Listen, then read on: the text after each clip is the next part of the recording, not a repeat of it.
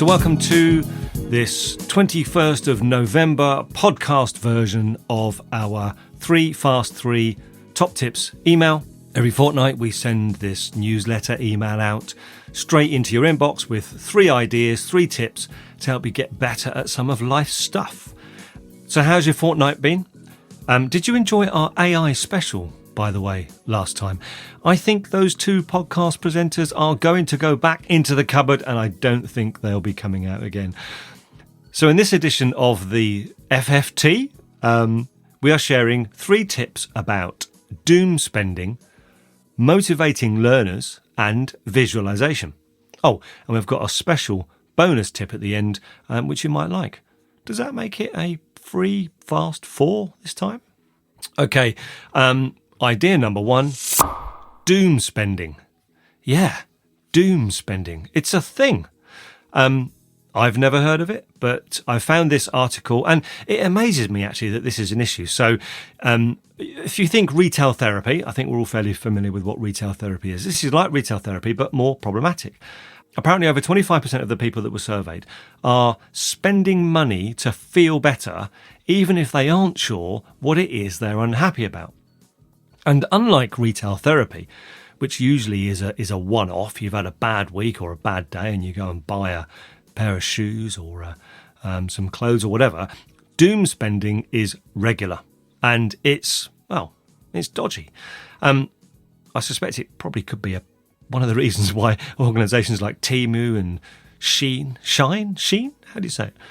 And Amazon, why they're so successful, because people are apparently spending money because they just generally feel unhappy and think spending money is going to make them feel better, and of course it doesn't last very long, so they do it again, and so on. This article that we put a link to in the email does have a few suggestions, so if you decide that either you or a friend might be struggling with this, there are some solutions. But it did make me wonder, is this maybe more of an issue than maybe we think? So, doom spending, the link will be in the show notes. Idea number 2, motivating learners. So, on a bit of a more cheery note, I've spent the last few weeks delivering workshops and talking a fair bit about motivation, or specifically, the difference between motivation and movement.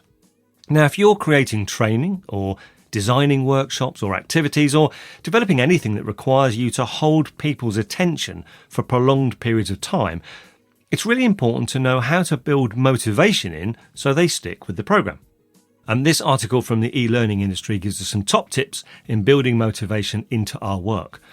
For me, tips number 4, 8 and 10 are very powerful but often missed out.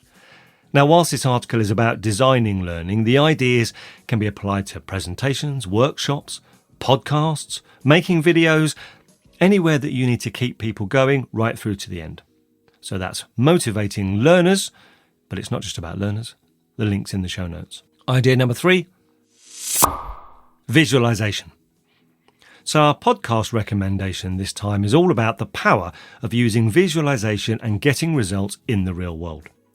Now, I love the One You Feed podcast that this comes from, and this episode was a chat between the host Eric and Emily Balcetis. I hope I've pronounced that okay. Emily is the Associate Professor of Psychology at New York University. And in this conversation, Emily talks about how to accurately track progress and use visualization for motivation, the impact of visual focus on our perception of goal achievability, when to narrow our focus and when to widen our perspective, practical ways to frame our environment for success, and the connection between what we see and the actions we take. So in our house, we did this annual goals thing. I think we did it in February this year. And I have a vision board. It's the wallpaper on my computer. I'm looking at it now. And I do check it first thing every day. Now, we haven't done this goals and vision board stuff for a couple of years. And it may be a coincidence, but this year we've had our most successful year across all 5 categories. And I don't think it's a coincidence. But it isn't just about the vision board. So anyway, have a listen. This is a great podcast. That's The Power of Visualization from the One You Feed podcast. Link in the show notes. So there we go. That's our 3 subjects: doom spending, motivation and visualization. But I did promise a bonus tip, and here it is. if you use the app Todoist as your task manager, if you know me, you know I do and I love it. Todoist have just introduced a new feature, which means that for the same task, you can have two different dates. You can have an action date and a deadline date. And that's a real game changer, especially if you're the kind of person who finds himself regularly working on projects or tasks right up to the deadline date. So you can have a date for when you're going to do the task and a date for when the task needs to be completed, and they can be different. They've made a video about it. If you don't use Todoist, I recommend checking it out, especially if you use our Clear system to prioritise the things that matter. So that's the Todoist deadline function. That's tip number 4 of 3. And I'll put the links in the show notes. This podcast comes out every couple of weeks. If you're not already subscribed to it, search for Sharp Podcast on your app of choice. Sharp Podcast, one word, 2 Ps. So that's it. Have a fantastic couple of weeks ahead. And remember, as we always say, don't compare yourself to anyone else. Just try to be a little better than the person you were yesterday.